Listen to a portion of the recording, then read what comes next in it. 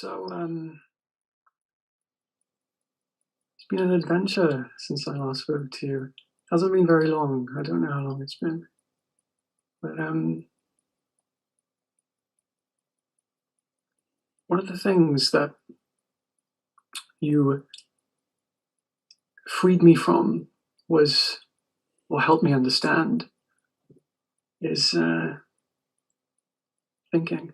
Is thinking. Thinking thoughts were a problem because I love thinking. Thinking is my thing. It's so beautiful to think. It's like, for me, thinking is like it's like my sport, and I realized every thought I think, I want to think it. And I couldn't think of anything more liberating than that. Anyway, as I was in this process of thinking, officially, I just want to ask you, do you use the words ego and separate self synonymously? Yes. So, the way I've heard you say before, the separate self is the resistance to experience. But I also understand, and likewise I know you share the same, the ego appears to be the function in which we relate to experience. The way in which I communicate with you right now, the theme or the clothing that one wears in order to interact from the perspective of another limited, finite. Okay. Let me just respond to that, Kieran. What you're describing is the finite mind. Yes. Not the ego or the separate self. It is true that in order to have objective experience, it is necessary for awareness, infinite awareness, to know experience through the agency of a finite mind. Right. But it is not necessary to believe that I am that finite mind. So the ego, or the apparently separate self, is a belief.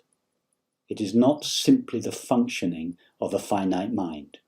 So to translate this into our King Lear, John Smith analogy, John Smith can assume the form of King Lear. In fact, in order to have a relationship with Cordelia, he must assume the form of King Lear. But he's not obliged to believe that he is King Lear. Yeah. So King Lear is the character that he freely and temporarily assumes in order to become King of England and have 3 daughters.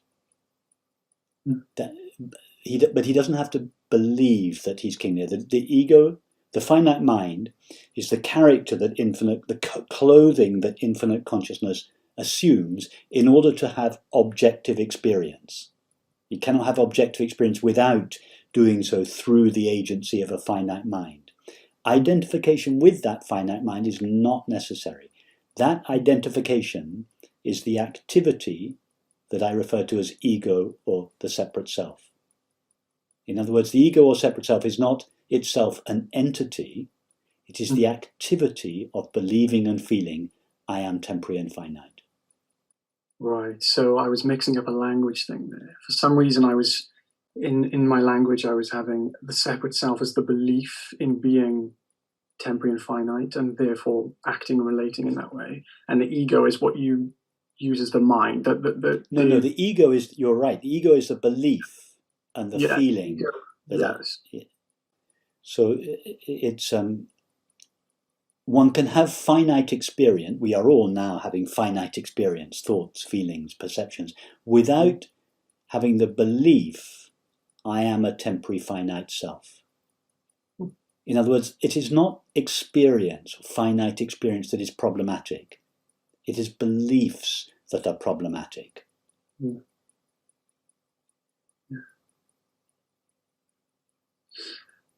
And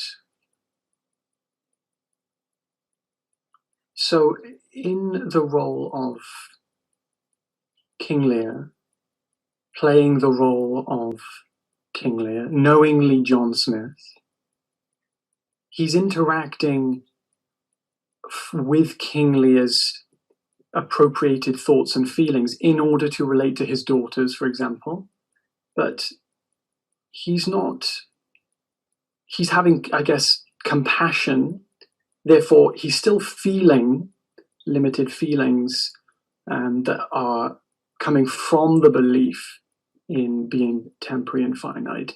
But what I'm trying to say is, I still feel emotions for people, and these emotions, it's not a.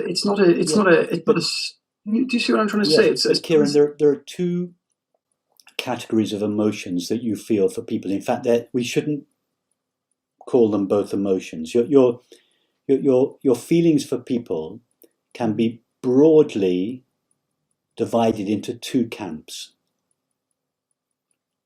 One of them is the feelings that come from the sense of being separate from the other. Mm. Feelings such as envy, irritation, hatred, etc. All those feelings come because you feel that you're separate from the other person. That's one category of feeling. Mm.